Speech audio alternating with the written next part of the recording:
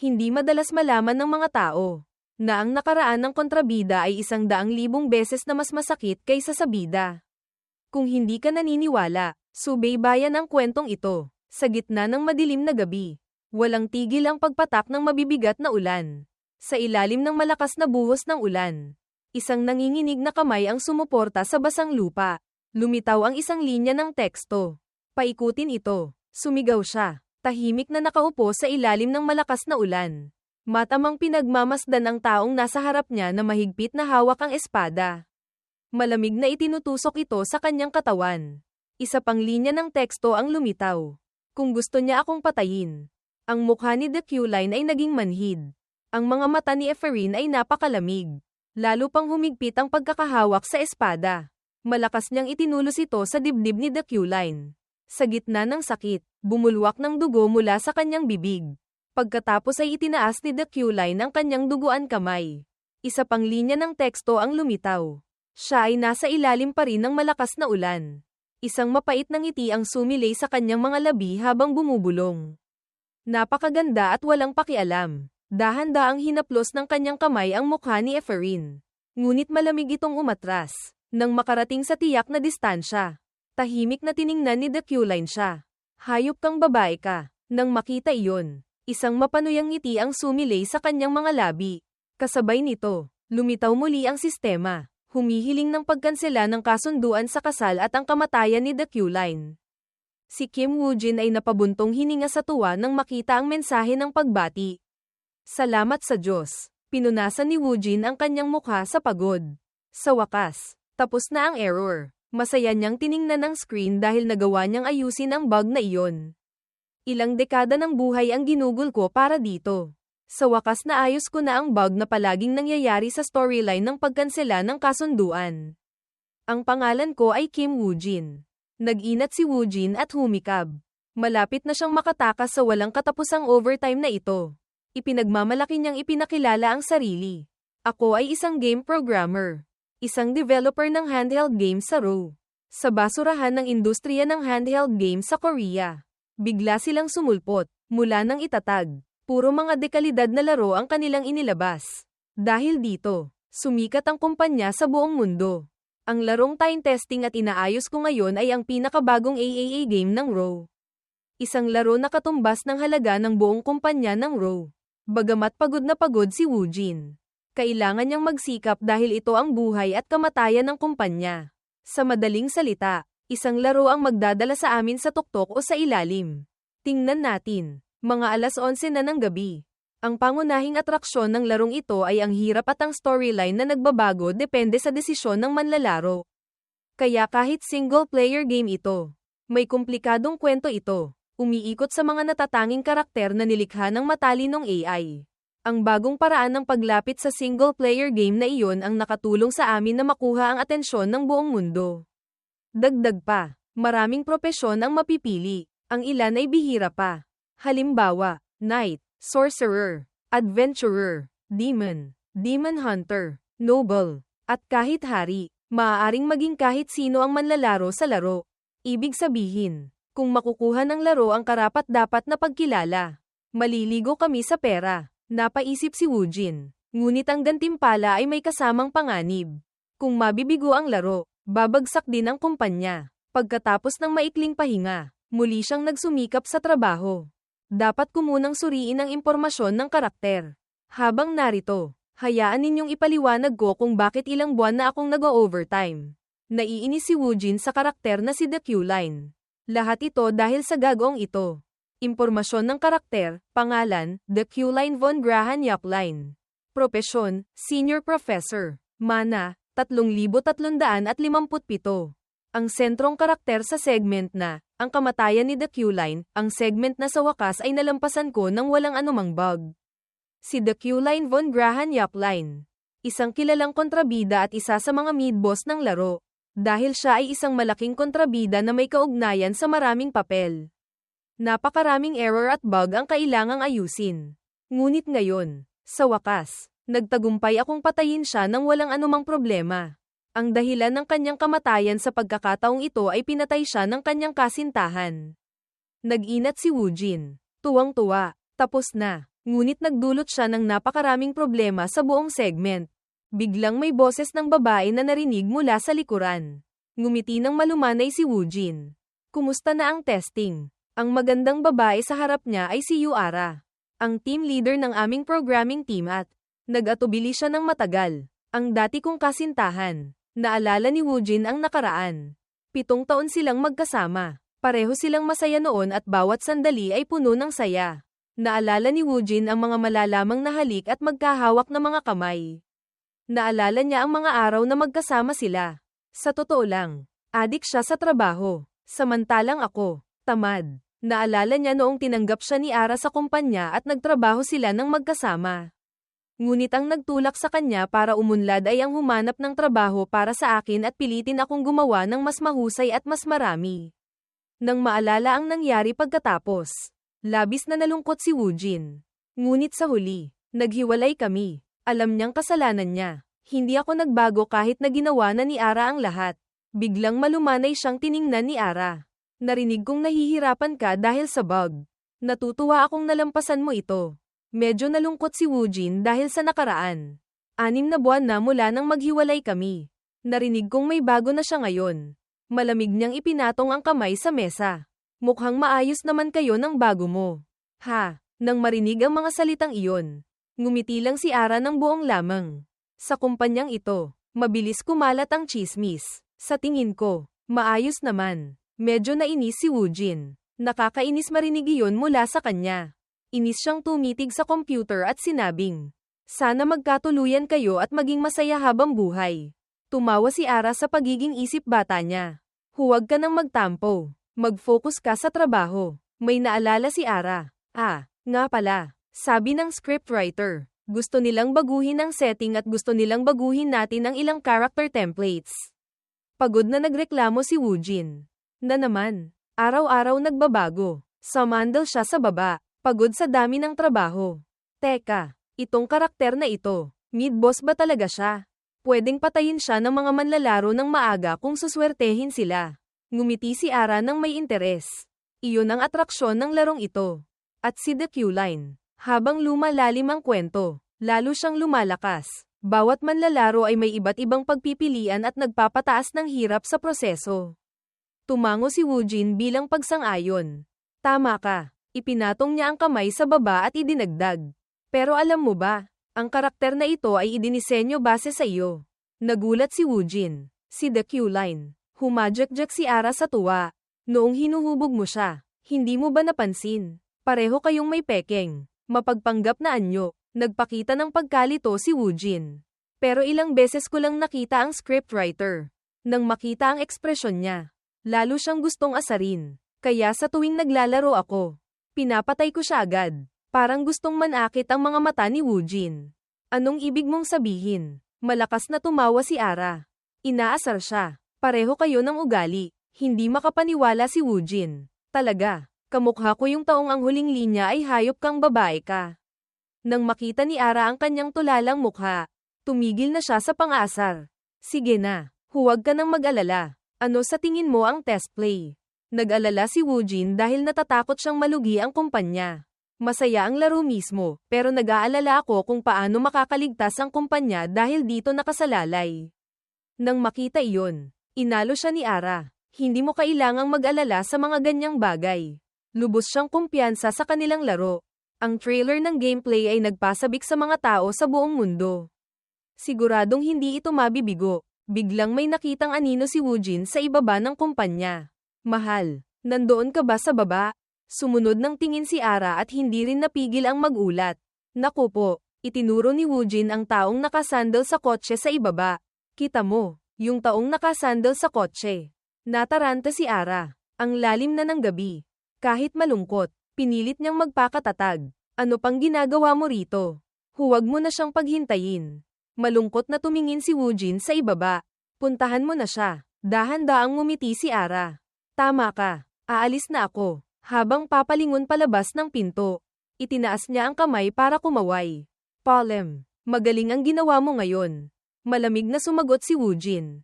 Palem, sa labas, mataas na ang buwan sa kalangitang puno ng bituin.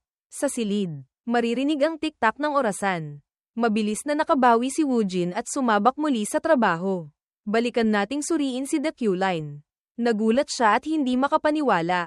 Tahimik na nakatitig kay The Q-Line. Pero seryoso ba ang scriptwriter? Ako ba siya? Habang nagkiklik at inoobserbahan ang impormasyon ni The Q-Line. Mayroon siyang 6 na katangian at siya ay parehong henyo at isang pangkaraniwang salamangkero. Palaging binabanggit ng mga tao ang kanyang maluwalhating nakaraan. Noong bata pa, si The Q-Line ay pinuri bilang isang henyo at itinuring na isang child prodigy sa Mahika. Ngunit sa katotohanan, mas pangkaraniwan siya kaysa sa inaasahan. Kaya ang kombinasyon ng kanyang amor proprio at kayabangan. Nagdududa si Woojin sa karakter na nilikha base sa kanyang imahe. Nilikha ang pinakamasamang posibleng personalidad sa sangkatauhan.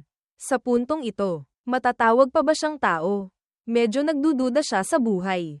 Sabi nila, habang lumalalim ang kwento, lalo siyang lumalakas. Kahit medyo hindi niya gusto ang karakter. Nakakaramdam pa rin siya ng simpatsya. Ngunit sa huli, napapaligiran siya ng mga taong kinasusuklaman siya. Walang exception. Tumingin siya sa computer at bumulong. May maidaragdag pa ba ako sa personalidad niya? Mga bagay na hindi nakakaagaw pansin. Ang kamay niyang gumagamit ng mouse ay lalong nagkaroon ng lakas ng loob. Total, ako naman ang inspirasyon niya. Bigla siyang nakakita ng isang katangian. Tingnan natin, may katangiang ito. Pag-unawa, ito ba ay magbibigay sa kanya ng simpatsya o awa? Hindi siya tumigil sa pagdaragdag ng mga kapaki-pakinabang na katangian sa karakter. Sige, gawin natin to. Kahit papaano, dapat mas madali kang makaramdam ng simpatsya kaysa sa akin. Dahil ginagawa na rin lang. Itinuloy na niya. Habang pumipindot, bumulong siya. Okay to. Gusto ko to. Ito pa. Pagkatapos magdagdag ng maraming features. Napansin niyang sobra na ang naidagdag niya. Umubo siya ng bahagya para kumalma. Oops, nasobrahan yata ng pagdagdag ng magagandang bagay. Kung iisipin, hindi ko dapat ginawa yun. Ngunit pagkatapos ay nagpa siyang alisin lahat ng katangiang idinagdag niya. Dapat ko siyang ibalik sa orihinal na estado bago magkaroon ng problema. Sinusubukang ayusin ni Woojin nang biglang may tunog na ting mula sa computer na ikinagulat niya. Ibalik ka sa dati. Medyo natakot siya. Anak ng Tokwa. Nakakagulat. Sino namang nag-message ng ganitong oras? Tiningnan ni Woojin ang computer at nagulat sa tunog. Iyon ay isang notification ng mensahe. Teka, ang scriptwriter. Mabilis siyang sumagot. Opo. Ano po ang gusto ninyong ayusin sa template? Sabihin niyo lang po. Aayusin ko agad. Sa kabilang linya, wala namang hininging anuman. Gusto lang manood. Wala. Nandito lang ako para manood. Naguluhan si Woojin. Ano bang sinasabi nila? Mabilis siyang sumagot sa kabilang linya. Paumanhin po. Ano po ang ibig ninyong sabihin? Ibig niyo po bang sabihin? Sabay tayong mag-check ng bug. Malakas na tumawa ang nasa kabilang linya. Hindi. Tumingin ka sa bintana. Naguluhan si Woojin ngunit sumunod pa rin. Bintana. Anong meron doon? Sa labas ng bintana ngayon ay may madilim na ulap. At sa loob nito ay may malalakas na kidlat sa kalangitan. Nanlaki ang mga mata ni Woojin sa gulat. Nakatitig siya sa kalangitan. Nagtatanong sa sarili. Ano yon? Bituin sa langit. Biglang. Ang butas na iyon ay nagpakawala ng isang malakas na kidlat. Na yumanig sa kalangitan. At lumikha ng isa pang butas. Maraming nakakatakot na mukha ang sumigaw. Maraming kamay ang biglang lumabas. Hindi pa rin naiintindihan ni Woojin ang nangyayari. Anong nangyayari rito? Ito. Nahihilo pa rin ang isip ni Woojin. Nasaan? Biglang may sumigaw sa sakit. Labis na nagdududa si Woojin. Sino to? Malamig na paalala ni Efren. Tandaan mo, anak, laging mag-ingat. Malamig niyang sinabi. Hindi basta-basta si The Q-Line. Maaaring mukhang bagsak siya ngayon. Sinusubukan niyang i-brainwash ang kanyang anak. Pero pwede siyang bumangon anumang oras. Patuloy na malamig na nagpapaalala si Efren. Binabalanse lang niya ang kanyang talento. Total, isa siyang kasuklam-suklam na kontrabida. Biglang, umalingaw sa kanyang tainga ang isang matinis na sigaw. Gising, gising, gumising ka na. Napamulat siya dahil sa ingay. Galit na tiningnan ni Ariel ang kanyang kapatid. Hanggang kailan ka hihiga dyan? Natakot ang katulong at hinayla siya. Binibini, pakalmayin po ninyo ang sarili. Hindi niya pinansin at sumigaw. Matatawag mo pa bang tao ang sarili mo? Pagod na hinawakan ni The Q-Line ang kanyang ulo at bumantong hininga. Ilang araw na pala simula nang mapasok ko ang katawang ito. Bigla siyang umupo, hawak ang ulo dahil sa hilo. Ngunit parang panaginip pa rin ang lahat. Humigpit ang pagkakahawak ni Yeriel sa kanyang kamao. Nanggigigil sa galit, labis siyang nalungkot dahil ang kanyang kapatid ay nagpapabeya dahil sa pag-ibig. Hanggang kailan mo wawasakin ang sarili mo dahil sa isang babae? Gusto mo bang dungisan ang pangalan ng ating pamilya? Hindi umimik si The Q-Line, na lalong ikinagalit ni Yeriel. Itinapon niya ang mga papeles sa sahig. Malamig na tumalikod at umalis. Iniwan ko na ang mga papeles dito. Kung ayaw mong matanggal sa pinakamamahal mong posisyon bilang propesor, bumangon ka na at magtrabaho. Nakaupo si The Q-Line sa kama. Hawak ang ulo. Tahimik. 1 linggo na ang nakalipas. Biglang nagliwanag ang kalangitan sa gabi. Matagal siyang nakaupo sa kama. Sinusubukang ayusin ang mga pangyayari sa kanyang isip. At nagising ako sa isang di pamilyar na lugar.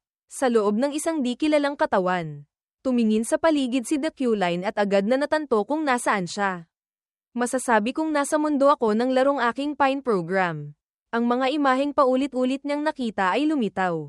Ang pamilyar na tanawin ay lalong nagpatibay sa kanyang hinala. Tumayo si The Q-Line. Dahan-daang hinubad ang suot na damit. Dagdag pa, nasa katawan ako ng taong iyon. Malakas siyang nagpalit ng ibang damit. Hindi makakatakas sa kamatayan. Ano man ang mangyari sa storyline ng mundo. Ang pinakamasamang karakter sa lahat. Malamig na isinuot ni The Q-Line ang itim na guwantes. Nagdagdag ng misteryosong pakiramdam sa sarili. Ang kanyang mga mata ay naging napakatakot dahil ang katawan na kinaroroonan niya ay pag-aari ng kontrabidang si The Q-Line. Naging kontrabida akong si The Q-Line. Madaling araw sa mansyon ng Yap Line. Silid tulugan ni The Q-Line. Umupo si The Q-Line. Nakasandal sa headboard ng kama. Nag-iisip, 1 linggo na ang lumipas simula nang mapunta ako rito. Dahan-dahan niyang hinawi ang kanyang magulong buhok at nanatiling tulala.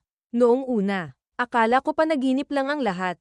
Hindi sumuko si The Q-Line. Kinurot ang sariling pisngi at napabuntong hininga.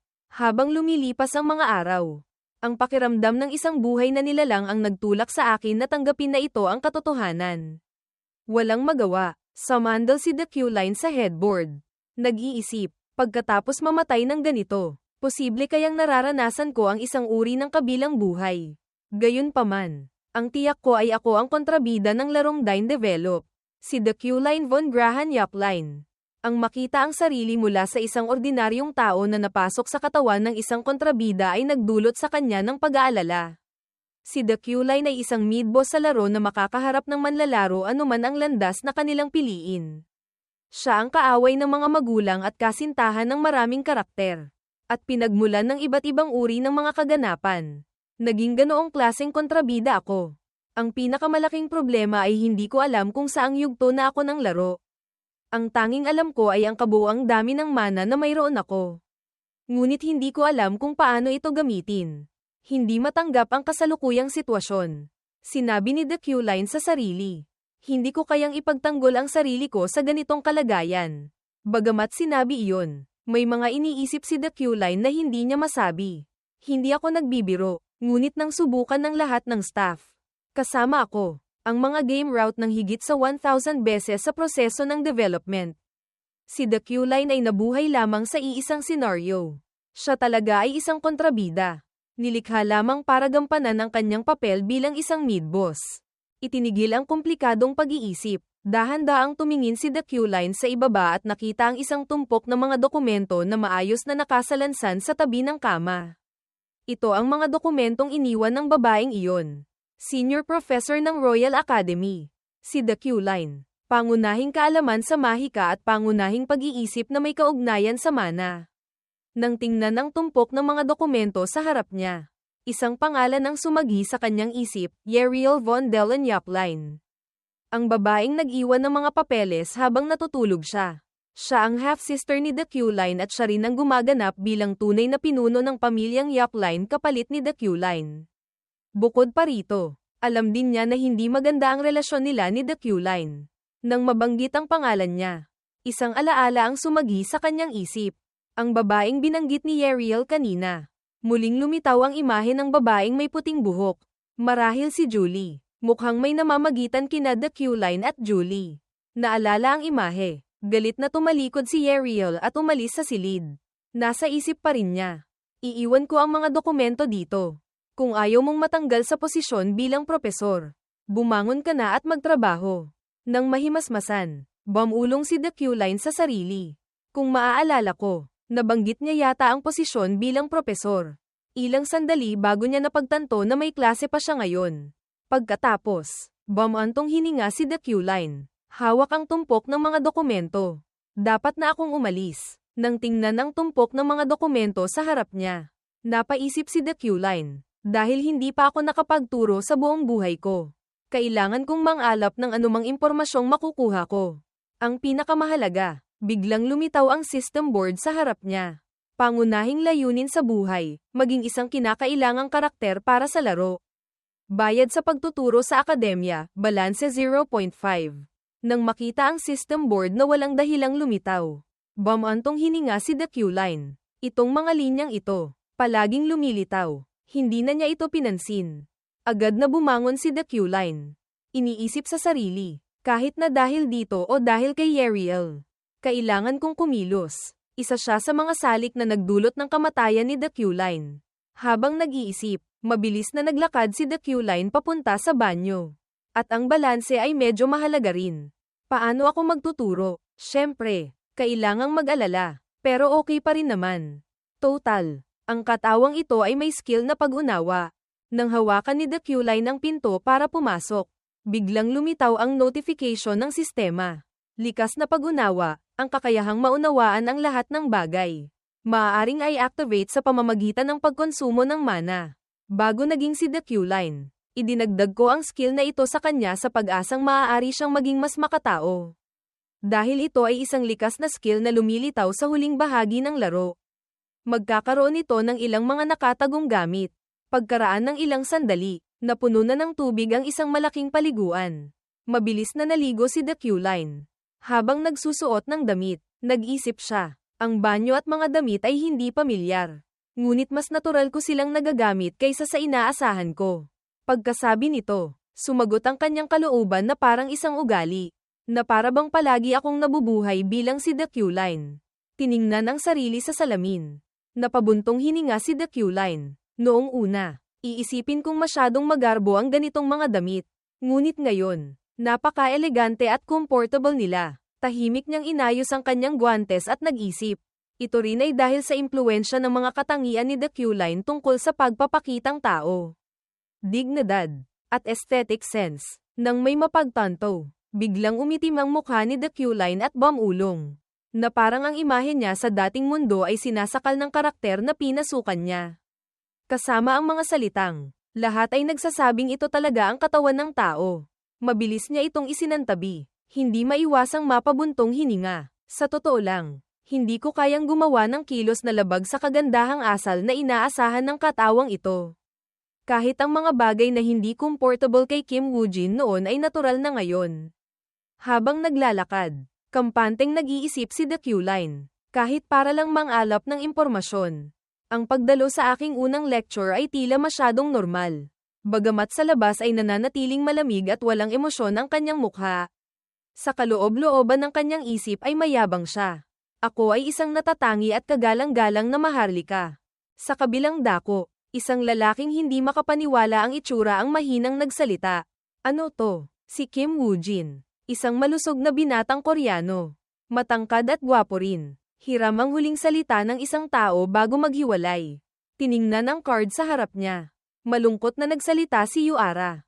Isang nakakainip at tamad na gago. Natanto ni Kim Woo-jin na iyon nga siya. Tama, hindi ko malilimutan ang sarili ko. Pagbalik, nang makita si The Q-Line na dumating, yumuko ang tsuper bilang pagbati. Gayunpaman, pinaalalahanan pa rin niya ang sarili. Hindi pwedeng magpabeya. Pagpasok sa sasakyan, nakalimutan na niya ang sinabi niya bago sumakay. Teka, parang hindi pa ako nakasakay sa ganito kamahal na sasakyan sa dati kong buhay. Hindi nagtagal ang saya nang maalala ni The Q-Line ang nakaraan. Na nagpakunot ng kanyang noo. Foot race. Naalala ko na naman yung oras na yun. Nakakainis. Kakawala pa lang sa magulong pag-iisip. Nang lumingon si The Q-Line, natuklasan niyang may isang bata na nakaupo sa tabi niya. Na ikinagulat niya, bagamat mausisa, hindi tinanong ni The Q-Line ang pangalan ng bata. Tinitigan lang ito at tinanong ang sarili. Sino kaya ang batang ito? Naramdaman ang tingin ni The Q-Line. Lumingon si Allen para harapin siya at unang nagsalita. Profesor, magandang umaga po. Pagkasabi nito, ibinigay niya ang tumpok ng mga dokumento kay The Q-Line. Tiningnan ang sunod-sunod na kilos ng bata. Casual lang na kinuha ni The Q-Line ang mga dokumento. Iniisip ang pagkakakilanlan ng bata. Mukhang sekretarya o assistant ni The Q-Line. Hindi nakakuha ng sagot. Direktang nagtanong si The Q-Line. Salamangkero ka ba? Nang marinig iyon, nagdududang sumagot si Allen. Po, halos 3 taon na po akong tinuturuan. Nang makuha ang sagot, nagbago ng usapan si The Q-Line. Nagbibiro lang ako. Habang nasa daan, tiningnan ni The Q-Line ang mga dokumento at napabuntong hininga. Akala ko mga materyales ito para sa lecture. Pero mga linya pala ito na kailangan ko lang basahin. Habang nagbabasa, naintindihan niya ang problema. Ang nilalaman ng lecture ay inihanda mula simula hanggang wakas. Ang ibig kong sabihin, imposibleng ang walang kakayahan at mayabang na si The Q-Line ay maghahanda ng lecture ng mag-isa. Itong batang ito ang gumawa para sa kanya. Dito na niya naintindihan ang problema at nagsalita. Magaling. Para bang natatakot na hindi marinig ng iba. Inulit ni The Q-Line. Magaling. Nang makita siyang ganoon, maiyang nagtanong si Allen. Po, hindi sinagot ang tanong niya. Nagbago ng paksa si The Q-Line. Magpahinga ka na lang hanggang makarating tayo. Nang marinig siyang sabihin iyon, sumagot si Allen. Opo, naiintindihan ko po. Nasaksihan ang eksena. Hindi napigil ang magtaka ng tsuper. Pinuri ng amo ang isang tao. Hindi nagtagal. Itinaas ni The Q-Line ang kamay para pigilan ang hindi komportableng pakiramdam sa kanyang katawan. Walang tigil na nagrereklamo sa isip. Anong klaseng irrational na personalidad ito? Sumakit ang tiyan ko pagkatapos pumuri ng isang beses. Ito pala ang tunay na ugali ni The Q-Line. Naramdaman ko na ito bago umalis sa mansyon. Ngunit parang naapektuhan din ng personalidad ni The Q-Line ang isip ko. Biglang huminto ang sasakyan kasabay ng anunsyo ng tsuper na pumutol sa kanyang pag-iisip. Nandito na po tayo, sir. Pagbaba ng sasakyan, namangha si The Q-Line sa lahat ng nasa paligid. Ito pala ang lugar ng trabaho ni The Q-Line. Ang Royal Academy. Tinitingnan ng Royal Academy sa harap niya. Malabong naisip ni The Q-Line ang lecture na binanggit. Rodeo Hall. Sa Rodeo Hall, sa lecture hall, sobrang ingay ng mga tao. Sa wakas, makakadalo na ako sa lecture ni Senior Professor The Q-Line. Ang henyo sa spell analysis na yun. Hindi lang yun, narinig kong child prodigy din daw siya. Walang pakialam sa mga usapan. Casual na pumasok si The Q-Line. Pagkatapos ay nagsalita, pansin. Nang makitang maayos na ang upo ng mga estudyante. Lumapit si The Q-Line sa lectern at ipinakilala ang sarili. Ako si The Q-Line von Graham Yapline. Naatasan akong magbigay ng lecture na ito bilang senior professor ng Magic Tower. Pagkatapos, walang maraming salita, inilapag niya ang tumpok ng mga dokumento. Malamig na nagsalita, kung gayon, magsimula na tayo. Nang makita si The Q-Line, nag-usap-usap ang mga babaeng estudyante. Ang gwapo niya at matalino pa. Ang cool. Nang marinig iyon ng mga babaeng estudyante, bahagyang nanginig si Ephraim sa galit. Cole, sa wakas, nagkita rin tayo, sa lugar na hindi nakikita ni The Q-Line at ng mga estudyante.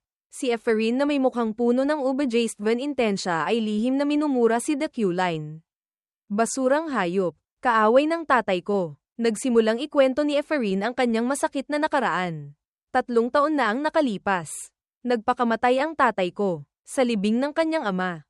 Hindi siya umiyak, hindi rin kumurap, tahimik lang na nakatitig sa mga labi ng kanyang ama. Walang buhay ang mga mata. Naisip niya, pagkatapos ng maraming taon na inialay ang kanyang buhay sa pagsasaliksik at interpretasyon ng banal na kasulatan. Winakasan niya ang sariling buhay dahil sa pagkabigla matapos manako ang kanyang research thesis. Ang nagnakaw ng thesis ng tatay ko. Pinupuri ng publiko bilang henyo sa interpretasyon ng banal na kasulatan. Ang imahe ni The Q-Line sa kanyang isip ay biglang nadurog. Labis siyang nagalit sa kanya. Oo, ang tinutukoy ko ay ang hayop na yun. Si The Q-Line. Ang mga notis ng pagseselyo ng mga ari-arian ay malinaw sa kanyang isip. Pero wala akong magawa. Pagkamatay ni tatay, nawala na ang lahat sa akin. Noong panahong iyon, ang kanyang maliit at payat na katawan, nag-iisa at naliligaw sa sariling bahay na dati napaka-pamilyar. Dati akong maharlika. Hindi lang pamilya ang nawala sa akin, kundi pati na rin ang aming lupain at lahat ng ari-arian namin. Sa huli, wala na akong mapupuntahan. Niyakap ni Ephraim ang sarili. Walang sinasabi, ngunit ang kanyang mga mata ay napakalamig. Noon ko ipinangako sa sarili ko, maghihiganti ako sa basurang yun.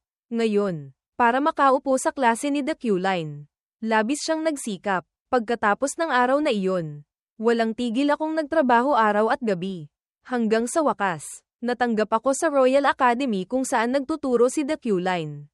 Humigpit ang pagkakahawak ni Ephraim sa kanyang kamao hanggang sa manginig. Alam ko ang hindi alam ng ibang estudyante. Ang kakayahan niyang mag-interpret ng banal na kasulatan ay isang pagkukunwari lang. Lahat ng karangalan ay ninakaw niya mula sa tatay ko matapos sirain ang aming pamilya. Naging matalim ang kanyang mukha. Napapalibutan ng ubejestven intensya. Paano niya nagagawang maging kampante? Tiningnan niya si The Q-Line na laging gwapo at nagniningning. Labis na nagagalit. Nakatayo ka sa posisyong dapat sana ay para sa tatay ko. Nagalit si Ephraim. Kumislap ng panganib ang kanyang mga mata. Gusto kong ilantad ang kanyang mga kasinungalingan at patayin siya agad. Gayunpaman, kinagat niya ang kanyang ngipin at nagtiis. Sinasabi sa sarili, pero ngayon, kailangan kong magtiis para pabagsakin siya. Kailangan kong maghanda ng mas marami para sa isang perpektong plano ng paghihiganti. Sakto sa oras na iyon, malakas na nagsalita si The Q-Line. Pansin lahat, sisimulan ko na ang lecture. Nakahalukip-kip siya, tuwid ang likod, nakatayo sa harap ng napakaraming mata. Hayaan ninyong ipakilala ko ang aking sarili. Ako ang senior professor sa Magic Tower na ito. Isang Archmage-level sorcerer, na kayang pamunuan ang libu-libong elemento. Naatasan akong maging espesyal na lecturer para sa inyo. Mababa at pantay ang kanyang boses. Walang emosyon ang mukha. Ang mga salamangkero ay nahahati sa 11 antas. Kung saan ang Archmage ang ika-4 mula sa itaas. Nang makarating kayo rito, malamang alam nyo na ito. Una, maikli niyang tinalakay ang klasipikasyon ng mahika. Ngunit ang mahika ay pangunahing nahahati sa 3 katangian at 9 na paaralan. Ang sistema ng katangian ay kinabibilangan ng pinagmulan. Ang pundasyon ng mahika. Pagkatapos, mas detalyado niyang inisa-isa ang paraan ng paggana, elemento, komposisyon ng materya, at materyal na nagsisilbing tagapamagitan ng mana.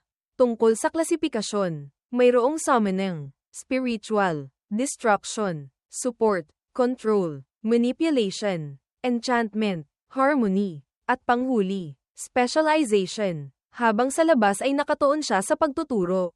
Iyon ang dahilan kung bakit kailangan ng isang salamangkero na, ngunit sa isip niya ay lihim na nag-iisip ng iba. Mas maayos ang takbo ng lahat kaysa sa inaasahan ko. Tiningnan ang mga estudyante. Lahat ay masusing nakikinig. Nakahinga ng maluwag si The Q-Line. Hindi lang ito ang una kong lecture, kundi nagtuturo pa ako ng teorya ng mahika. Isang asignaturang hindi ako pamilyar. Kahit na binabasa ko lang ang isang inihandang script, naalala ang makapal na aklat na puno ng sulat. Hindi niya inaasahang medyo magugulat siya. Ngunit tila na master ko ang buong nilalaman nito. Pagkatapos ay tumingin siya sa mga estudyanteng tahimik na nakaupo ng maayos. Ang katangiang dignidad at pagsupil ay nagiging dahilan para lahat ng mata ay nakatuon sa akin. Habang ang katangiang elitista ay tumutulong sa akin na hindi makaramdam ng pagkailang sa harap ng Athens yung iyon. Nananatiling malamig at walang emosyon ang kanyang mukha, sa halip na makaramdam ng pressure. Naging natural ito. Hindi niya napigil ang purihin ang orihinal na may-ari ng katawan. Ang mga katangian ni The Q-Line ay talagang ginagawa siyang isang angkop na lecturer. Dito, sinimulan niyang talakayin ang mana. Ang mana ay may iba't ibang gamit depende sa bahagi ng katawan kung saan ito nakaimbak. Isa-isang lumitaw sa kanyang isip ang mga imahe ng mga lugar kung saan nakaimbak ang mana. Una ay para sa mga kabilang sa HTHNG FAPSU. Karaniwan, iniimbak ng mga salamangkero ang mana sa loob ng utak. Ang lugar kung saan pinakamadaling i-visualize ang mga spell. Susunod ay para sa mga kabilang sa HTHNG KMC. Sa kabilang banda, iniimbak ng mga swordsman ang mana sa puso, ang organ na nagbobomba ng dugo sa buong katawan. Panghuli ay para sa lahat. At sa huli, ang dantian ang pinakaangkop na lugar para mag-imbak ng mana para sa lahat dahil mayroon itong malakas na ugnayan sa pagitan ng panloob at panlabas na enerhiya. Tinapos ni The Q-Line ang lecture sa isang payo. Ang gusto kong sabihin ay simple lang. Mahalaga ang pagsisikap, ngunit kung hindi sapat ang talento, kailangan din ng maingat na pagpili at konsentrasyon. Kasabay nito, lihim niyang kinilala, tunay ngang angkop na payo para kay The Q-Line. Pagkatapos ay hindi sinasadyang naisip niya ang tunay na pagkatao ng orihinal na may-ari ng katawan. Sa katotohanan, si The Q-Line ay hindi isang masyadong talentadong karakter. Kahit na ngayon ay mayroon siyang 3,375 mana. Tinaasan niya ng kilay, nag-iisip, ngunit mayroon pa ring karakter na may pangalan na may higit sa 30,000 panimulang mana. Ang pinakakailangang makinig sa payong ito ay siya mismo. Hindi niya maiwasang makaramdam ng kabalintunaan. Nakakatawa talaga, kahit ano pa. Isa lang itong handa ng lecture. Sakto sa oras na iyon. Tapos na ang oras ng klase. Mabilis niyang inanunsyo. Ang lecture ngayon ay nagtatapos dito. May isa pa akong huling bagay. Nag-atubili si The Q-Line. Nag-aalangan ako sa pangungusap na ito. Kailangan ko ba talagang basahin ito? Medyo nahihiya siya. Ang tunay na The Q-Line ay hindi ito babasahin. Sa huli, nagpa siya pa rin siyang sabihin ito. May tanong ba kayo? Narinig iyon ng mga estudyante at nagbulungan. Ngunit tila walang nang ahas magsalita. Tuwang-tuwa si The Q-Line. Mabuti. Mukhang walang may tanong. Sakto noong akma na siyang mabilis na aalis. Kung walang may, biglang umalingaw-ngaw ang isang malinaw na boses. Professor The Q-Line. Biglang tumayo si Efferin. Malakas na nagsalita. Isang kakaibang spell ang natuklasan sa dormitoryo ng mga salamangkero kagabi. Mayroon pang ang nagsasabing gawa iyon ng isang demonyo. Bilang henyo sa interpretasyon ng banal na kasulatan. Ano po ang masasabi ninyo rito? Kalmadong tinawag ni The Q-Line siya. Ikaw. Dahan-dahan siyang nagtanong. Talaga bang bahagi ka ng Magic Tower? Nagulat si Efferin. Paumanhin po. Bakit po ninyo naitanong? Malamig siyang pinaalalahanan ni The Q-Line. Kung talagang taga Magic Tower ka, dapat nagpakilala ka muna. Pagkatapos ay nagbitiw siya ng isang napakawalang pusong pangungusap. Hindi ko sasagutin ang tanong mula sa isang batang walang galang na tulad mo. Ito ay direktang ikinagulat ni Efferin. Ano? Walang magawa siyang nagmakaawa. Professor The Q-Line. Talagang sumuko na rin siya. Paumanhin. Pero wala nang ibang paraan. Labis siyang nanlumo. Ngayon ko lang napagtanto kung gaano karaming mana ang nauubos ng pag-unawa. Lumitaw ang mana board, mana 2005 3,375. Lihim siyang nagkalkula, para lang maintindihan ang script ng lecture na ito. 1,300 mana na ang nawala. Sino ang makakaalam kung gaano karaming mana ang mawawala para sa isang spell na hindi ko pa nakikita? Ang pagtanggi niyang sumagot ay naging dahilan para pagtawanan si Efferin ng kanyang mga kaklase ng harapan. Mayroon pang ang sinadyang hindi itago at malakas siyang pinagtsismisan. Sinubukan niyang kumuha ng atensyon pero nabigo. Nang marinig ito, agad na umitim ang mukha ni Efferin. Kumunat ang kanyang noo at nagngalit ang mga ngipin. Biglang sumigaw si Efferin. Teka! Binaliwala niya ang pagtanggi ni The Q-Line at diretsong tinanong ang problema. Tumanggi ang Magic Tower na ipaliwanag ito. Sinasabing chismis lang daw. Pero naniniwala akong matutukoy ni Profesor ang uri ng spell na ito. Sa sumunod na segundo, ginamit niya ang kanyang kapangyarihan para mag-summon ng isang spell. Ang spell ay pinakawalan sa gitna ng klase. Matapang na idineklara ni Efferin. Opisyal kong hinihiling na ipaliwanag ninyo ang spell na ito. Kakatingin pa lang ni The Q-Line sa spell na iyon. Agad siyang nawalan ng malaking halaga ng mana. Ngayon ay 363,375 na lang ang natira.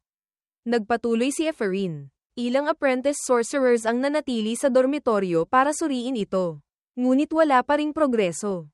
Kung mabibigyan ninyo kami ng pahiwatig. Hindi niya pinatapos magsalita si Efferin. Mabilis na nag-conclusion si The Q-Line. Ito ay barrier magic. Natulala si Efferin. Po, ayaw nang pahabain ni The Q-Line ang usapan. Hindi na kailangang bigyan kayo ng pahiwatig. Malamig niyang ipinaliwanag ng mas malinaw. Ito ay barrier magic na kabilang sa illusion system.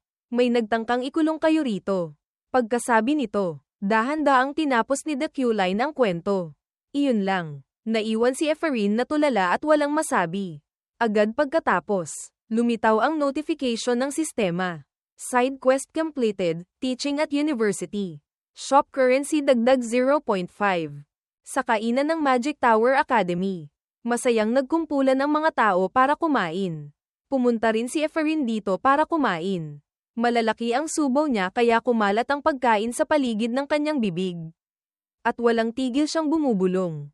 Nakakainis talaga siya. Galit na naalala ni Ephraim ang eksena kanina.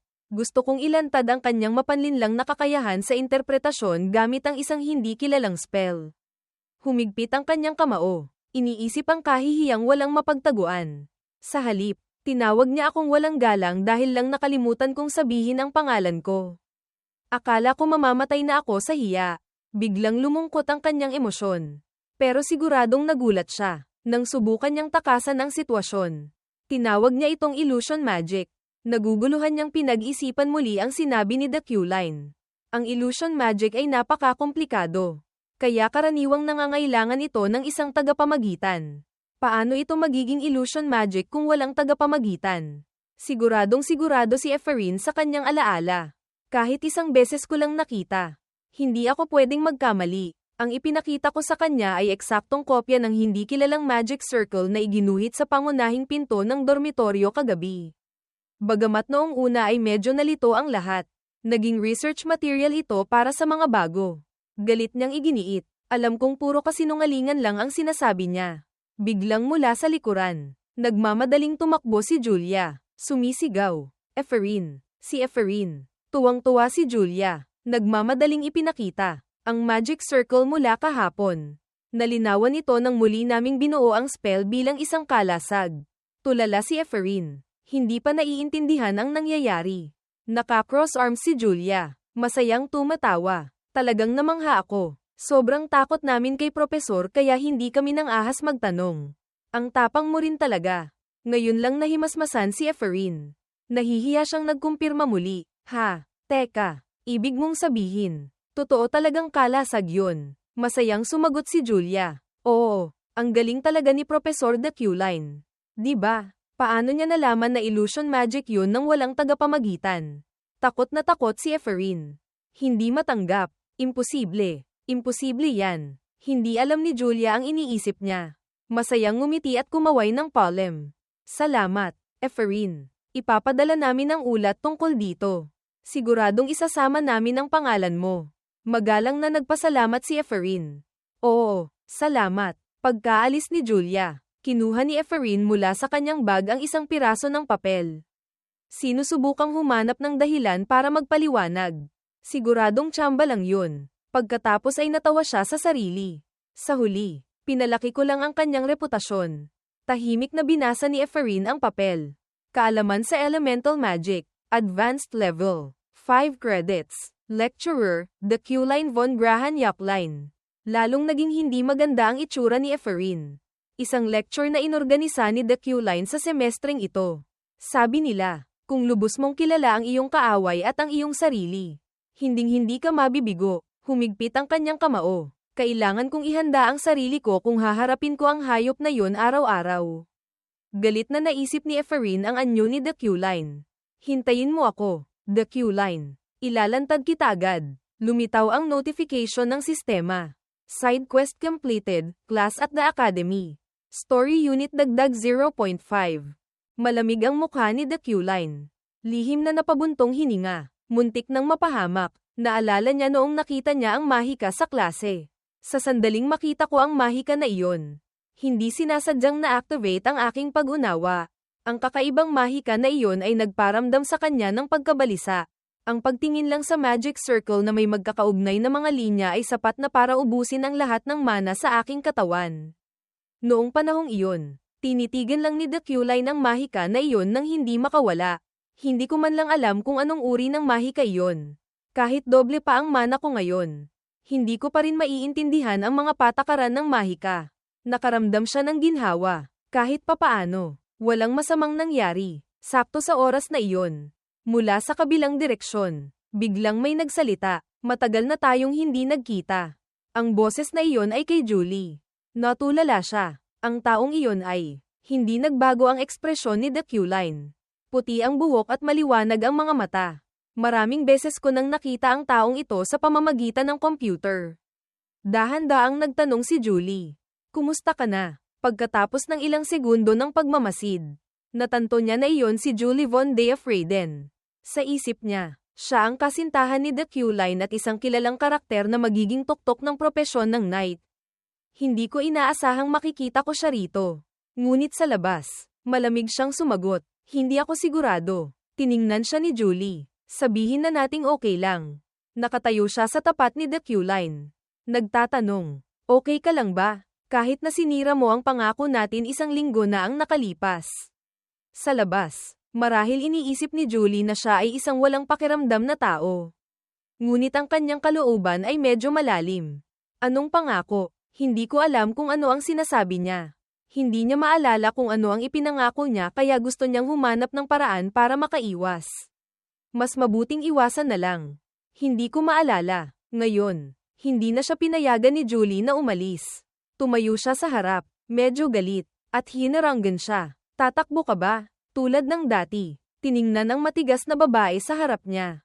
Naisip niya, mukhang hindi niya ako papayag ang umalis. Nakatayo si The Q-Line sa harap ni Julie. Mukhang nakalimutan ko dahil sa lagnat ko kanina. Pwede mo bang sabihin sa akin kung ano ang ipinangako natin? Ang alaala na hindi niya matandaan ngunit malinaw na naaalala ni Julie. Ay pangako mo sa akin. Kung magiging tapat ka sa sarili mo at aaminin ang iyong pagiging mayabang at arogante. Pakakasalan kita kahit gumuho pa ang mundong ito. Marahil ay nadismaya si Julie kay The Q-Line. Mukhang nagkamali akong pagkatiwalaan ka. Yumuko siya. Malamig na nagsalita. Pwede ka nang umalis. Sumunod si The Q-Line. Humakbang ng ilang beses. Pagkatapos ay lumingon kay Julie. Isang pangungusap lang ang sinabi niya. Kung gayon, aalis na ako. Napakagatlabi si Julie sa likuran. Hindi makapaniwala. Naalala ni Julie ang unang araw na nakilala niya si The Q-Line. Ang kasunduan ko kay The Q-Line ay para sa kapakanan ng aming pamilya. Si The Q-Line, isang talentadong salamangkero. At si Julie, isang talentadong knight. Naalala ang kanyang ama na nag-aalala lamang sa kaunlaran ng pamilya. Ang pagsasama nilang dalawa, sigurado akong makakabuti ito para sa politika at lahi. Pareho silang tahimik sa hapunan. Pinag-uusapan ang kasal para sa politika. Ang pamilyang Yak-Line at ang pamilyang Freyden. Parehong maharlik ang lahi. Walang tumutol sa kasal na ito. Noong panahong iyon, iniisip lang niya ang kapakanan ng pamilya. Okay lang. Para sa kapakanan ng pamilya. Kahit hindi ko siya mahal. Gayunpaman, agad na natanto ng dalawang pamilya na hindi umiiral ang kanyang talento. Marahil ayaw niyang aminin ito. Ngunit niloko niya ang lahat sa pamamagitan ng pagtawag sa sarili na isang henyo sa spell analysis at naging isang propesor. Pagkatapos ng ilang insidente, hindi na siya nagyabang ng kanyang mga nagawa, para hindi mapahiya sa publiko. Itinago ito ng dalawang pamilya. Bagamat sinubukan itong itago ng pamilyang Yak-Line at Freyden. Sigurado akong ayaw ng dalawang pamilya na maging paksa ng usapan. Nakatayo si Julie sa gitna ng mga nagtitiis na kamay. Ayaw nilang malantad ang kanilang mga kahinaan. Napakagatlabi siya sa galit. Pero hindi ko ito pwedeng palampasin. Tinanggap ko pa rin ang isang kasal na walang pag-ibig. Pero hindi ko mapapatawad ang kasinungalingan. Iyon ang aking pananampalataya bilang isang knight. Iyon lang. Noong araw na iyon, pagkatapos ng ilang minutong kasunduan, pumayag si The Q-Line. Sige, gagawin ko ang sinabi mo. Pumayag din siya. Dahan-dahan siyang nagsalita. Ikaw, humigpit ang pagkakahawak ni Julie sa kanyang nanginginig na kamay. Hindi mo pa rin ba tutuparin ang pangako mo? Lumipat ang eksena sa malaki at marangyang Imperial Academy. Ang Magic Tower. Ang Imperial Academy ang pinakamagaling na akademya sa laro. At ang Departamento ng Mahika ang namunguna. Maaari mong ituring ang Departamento ng Mahika na parang Seoul National University College of Medicine. At ang Magic Tower ay ang Seoul National University Hospital. Tumingin sa paligid si The Q-Line. Nagmamasid at namangha. Maganda tingnan. Ang campus ay puno ng mga estudyanteng naglalakad. Isang malaking campus, matatayog na mga gusali at namumulaklak na mga hardin. At maayos na inaalaga ang mga hardin. Naaalala ko ang isa sa mga universidad sa Amerika. Naalala ni The Q-Line ang mga araw bago siya napunta sa mundong ito. Ang mga miyembro ng team at ako ay gumugol ng mga gabing iyon para likhain ang ganitong kapaligiran. Tahimik siyang naglakad sa gitna ng mga babaeng estudyanteng masayang nag-uusap. Nararanasan ang kasariwaan ng kabataan. Sana mas naging mabuti ako kung nasa ibang katawan ako. Nararanasan ang campus na ito. May isang taong nagmamadaling tumakbo at natisod paarap. Nanlisik ang mga mata ni The Q-Line. Puno ng pag-iingat, natisod si Allen sa likuran ni The Q-Line. Kaya tumama ang dala niyang kahon sa dibdib ni The Q-Line. Nahulog ang laman nito, kaya napasigaw siya. Nahulog si Allen sa lupa. Walang tigil na humihingi ng tawad habang nagkalat ang mga gamit. Paumanhin po. Nagmamadali po akong makipagkita kay Propesor. Nagulat si The Q-Line. Nag-iisip, ito yung bata kanina. Akala ko ambush. Ikaw si Zoro, di ba? Nang mapansin niyang mukhang mali ang pagkakabigkas niya ng pangalan. Itinama siya ng bata. Hindi po, Allen po. Tinitigan siya ni The Q-Line at sumagot. Siguro nagkamali lang. Naguguluhang nag-atubili si Allen. Sige po, sino po si Zoro? Nakarating na sila sa opisina ni The Q-Line. Binuksan ni The Q-Line ang mga dokumento. Ito pala ang dahilan kung bakit ka nagmamadaling makipagkita sa akin. Maayos na tumayo si Allen. Opo, Propesor. Ito po ang listahan ng mga sponsor para sa mga bagong salamangkero ngayong taon. Ang Magic Tower na ito ay katulad ng isang research facility sa totoong mundo. Kaya mahalaga ang pera para sa pagpapaunlad ng mahika. Ang mga propesor sa Magic Tower ay mag-sponsor ng mga bagong salamangkero na sa tingin nila ay karapat-dapat. May napansin si The Q-Line. Ito. Hawak ang personal file. Nakita niyang kumikinang ito. Ang pangalan ay kumikinang. Sa tingin ko, dahil ito sa katangian ni The Q-Line. Ikinwento ang ilang maliliit na bagay. Bihirang mayamang tycoon, inilalarawan ng isang likas na tycoon at isang natatanging financier na may walang kapantay na intuisyon para sa mga bagay na may halaga. Habang mas maraming impormasyon ang ibinibigay, mas nagiging tumpak ang iyong intuisyon. Matalas na paningin, bihira, inilalarawan ang kakayahang makaramdam ng biswal gamit ang paningin. Mga katangian, mana points, at mga elemento, katulad nito, pangunahing ginagamit ito para iugnay sa ibang katangian kaysa gamitin ng mag-isa. Lihim siyang namangha, siguradong dahil ito sa kombinasyon ng bihirang mayamang tycoon at matalas na paningin. Sa tingin ko, ang salik sa likod ng pangalang ito ay magdadala ng yaman. Binaligtad ang bawat personal file. Hindi nagbago ang kanyang ekspresyon. May ilan ding ganito. Halos lahat ng file ay nasuri na ni The Q-Line. Ngunit iisa lang ang pinakakumikinang. Pero siya ang pinakakumikinang. Tinaasan ni The Q-Line ng kilay. Binabasa ang impormasyon sa papel, Efrain Luna. Isang kilalang pangalan sa laro. Ayon sa developer na namamahala sa kanyang disenyo. Ninakaw ni The Q-Line ang kanyang ama. May isang bahagi sa impormasyon na medyo hindi maganda. Gayunpaman, nagtanong si The Q-Line kay Allen. Bakit walang sponsor si Efrain Luna? Kinamot ni Allen ang kanyang batok. Nagtatanong muli, si Efrain Luna po. Nag-aalangang sumagot si Allen. Sa tingin ko po, natatakot ang lahat. Hindi pa tapos magsalita, may sagot na si The Q-Line. Naiintindihan ko na. Natatakot ang mga tao sa gagawin ko kung ay sponsor nila siya. Sinuri niya ang impormasyon ni Luna. Sapat ang talento niya para makapasok sa Magic Tower kahit walang akademya. Nang maisip ni The Q-Line ang kaaway, naging seryoso ang kanyang mukha. Gayunpaman, itong si Efrain Luna ay kaaway ni The Q-Line. Hindi, si The Q-Line ang kaaway niya. Ang wakas sa laro ang pinakakasuklam-suklam. Kung hahayaan kong mangyari ang lahat tulad ng sa laro, pagkansela ng kasunduan sa kasal, kondisyon na patayin si The Q-Line, magkakaroon ako ng parehong wakas. Mabilis na binasa ang mga magagamit na impormasyon. Tadhana ng kontrabida, inilalarawan ang tadhana ng kontrabida. Lahat ay umaasang mamamatay siya. Gayunpaman, ang mga bagay na hindi makakapatay sa kanya ay magpapalakas sa kanya. Sa laro, namatay si The Q-Line sa maraming paraan. Minsan, sinaksak sa puso, minsan sinaksak sa ulo, minsan naman nalason sa alak, o sumabog dahil sa pagsabog ng sining. Anuman ang paraan, hindi magbabago ang katotohanan ng kanyang kamatayan. Naka-cross-leg si The Q-Line. Nag-iisip, kung gusto kong mabuhay, kailangan kong gumawa ng ibang pagpipilian. Kumunat ang kanyang noo. Isang pagpipilian na magagawa ng orihinal na The Q-Line. Naglagay ng ilang linya sa papel. Nagsalita siya. Allen, isumite mo ito at humiram ka ng ilang aklat. May isusulat ako bago umuwi. Mabilis siyang sumunod. Opo, nakuha ni Allen ang gusto niya at isinara ang pinto palabas. Palem, Profesor, sa malaking silid ngayon, si The Q-Line na lang ang natira. Malabong nag-iisip, kailangan ko ng maraming pera para mabuhay. Pwedeng gamitin ang pera para maiwasan ang maraming kamatayan. Mayroon ng sariling plano si The Q-Line para kumita ng pera. Ang pag-i-invest sa isang salamangkero ay isang paraan para kumita ng pera. Ngunit ang mundong ito ay labis na kinasusuklaman si The Q-Line. Gayunpaman, hindi iyon sapat. Napakaraming pangalan sa mundong ito ang nagagalit sa akin. Humigpit ang kanyang kamao. Nag-iisip, papatayin nila ako anumang oras na magkaroon sila ng pagkakataon. Para mabuhay, ang talagang kailangan ko ay isang paraan para makatakas.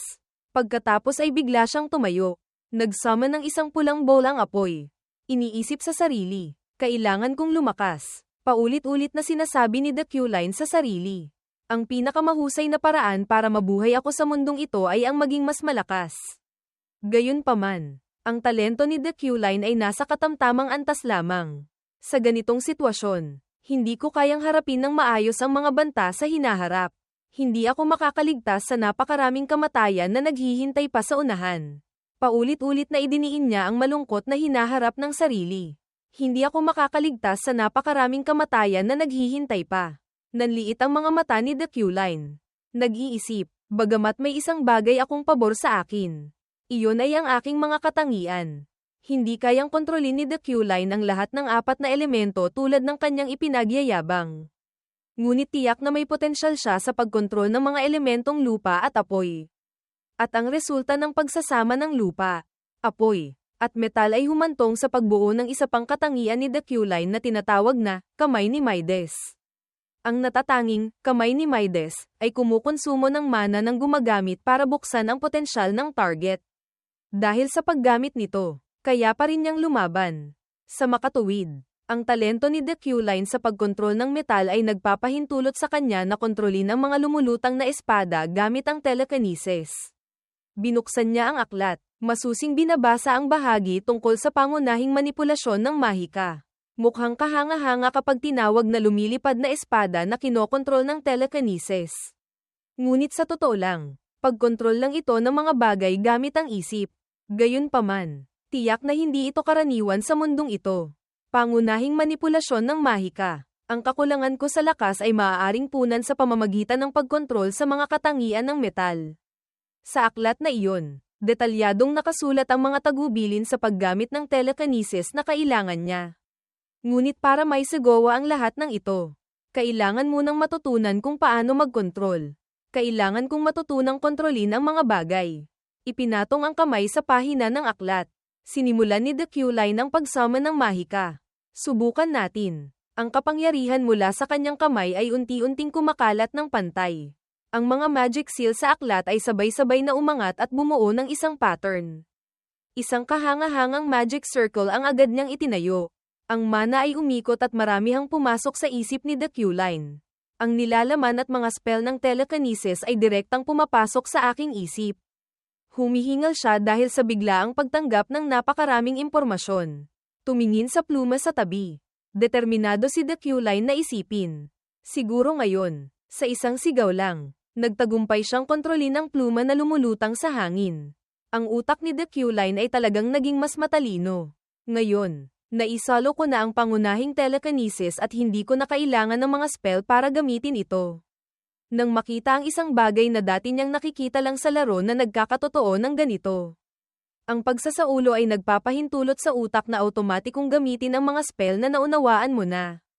Tuwang-tuwa siyang nagkalkula, bagamat pangunahin lang ito. Kung ganito lang, hindi ko maaabot ang antas na gusto ko. Kahit pa may mas mataas na antas ng telekinesis. Tumingin sa tumpok ng mga aklat ng spell. Bigla siyang nagkaroon ng ideya.